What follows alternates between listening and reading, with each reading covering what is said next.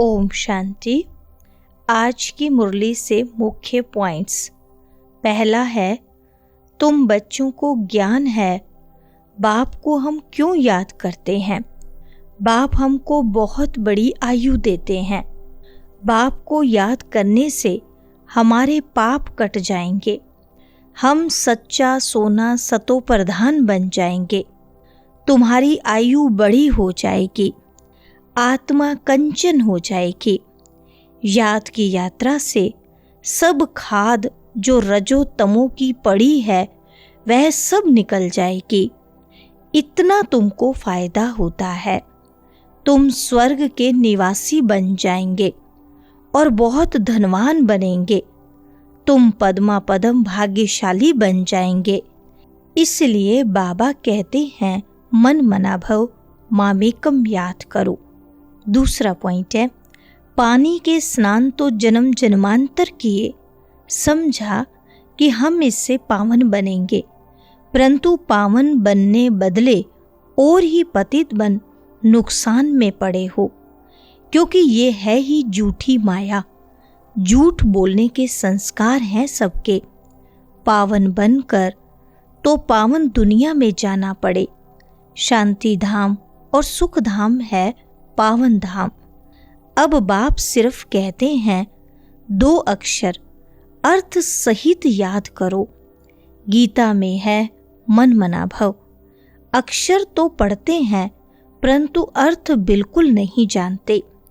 बाबा कहते हैं, मुझे याद करो क्योंकि मैं ही पतित पावन हूँ और कोई ऐसे कह ना सके। तीसरी पॉइंट है, अभी दोनों ही बाप तुम्हारा श्रृंगार कर रहे हैं। पहले तो बाप अकेला था, शरीर बगैर था, ऊपर बैठ तुम्हारा श्रृंगार कर न सके। कहते हैं ना, 12 1 और 2 मिलकर के 12 होते हैं। बाकी प्रेरणा व शक्ति आदि की बात नहीं। ऊपर से प्रेरणा द्वारा मिल ना सके। ड्रामा के प्लान अनुसार बाबा बंधाईमान है। उनको ड्यूटी मिली हुई है। हर 5000 वर्ष बाद आते हैं तुम बच्चों के लिए। चौथा पॉइंट है, जिनको पूरा निश्चय होता है वह तो कहेंगे, चाहे मारो चाहे कुछ भी करो, हम कभी साथ नहीं छोड़ेंगे। कोई तो बगैर कारण भी छोड़ देते हैं। ये भी ड्रामा का खेल बना हुआ है। फारकती व डायोर्स दे देते हैं। बाप जानते हैं ये रावण के वंश के हैं। कल्प कल्प ऐसा होता है। कोई फिर आ जाते हैं। बाबा समझाते हैं, हाथ छोड़ने से पद कम हो जाता है।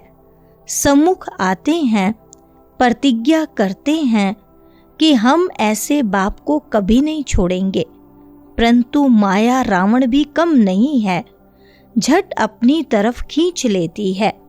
फिर सम्मुख आते हैं तो उनको समझाया जाता है, बाप लाठी थोड़ी लगाएंगे, बाप तो फिर भी प्यार से ही समझाएंगे।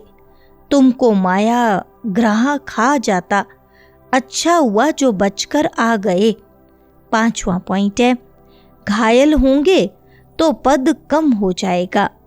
जो सदैव एकरस ही रहेंगे वह कभी हटेंगे नहीं, कभी हाथ नहीं छोड़ेंगे। यहाँ से बाप को छोड़ मरकर माया रावण के बनते हैं तो उनको माया और ही जोर से खाएगी। बाबा कहते हैं, तुमको कितना श्रृंगार करते हैं। समझाया जाता है, अच्छे होकर चलो, किसको दुख नहीं दो।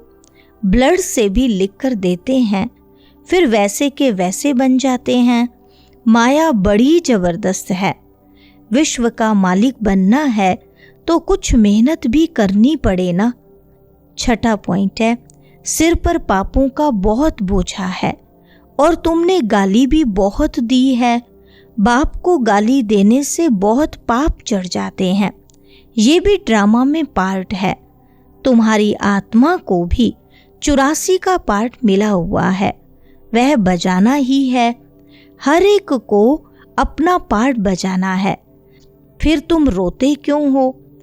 सतयुग में कोई रोता नहीं। फिर ज्ञान की दशा पूरी होती है तो रोना पीटना शुरू हो जाता है। 7वां पॉइंट है, परम पिता परमात्मा के तुम वारिस बनते हो, जो तुमको विश्व का मालिक बनाते हैं। अपने से पूछो, हम आत्माएं उनके वारिस हैं? बाकी जिस्मानी पढ़ाई में क्या रखा है? आजकल तो पतित मनुष्यों की शक्ल भी नहीं देखनी चाहिए, न बच्चों को दिखानी चाहिए। बुद्धि में हमेशा समझो हम संगम युग पर हैं, एक बाप को ही याद करते हैं और सबको देखते हुए भी नहीं देखते हैं। हम नई दुनिया को ही देखते हैं, हम देवता बनते हैं, उन नए संबंधों को ही देखते हैं, पुराने संबंध को देखते हुए भी नहीं देखते हैं। यह सब भस्म होने वाला है। हम अकेले आए थे, फिर अकेले ही जाते हैं। बाप एक ही बार आते हैं साथ ले जाने। इनको शिव बाबा की बारात कहा जाता है। 8वां पॉइंट है, बाप समझाते हैं, देखो ये नाटक कैसा बना हुआ है। एक के फीचर्स न मिले दूसरे से।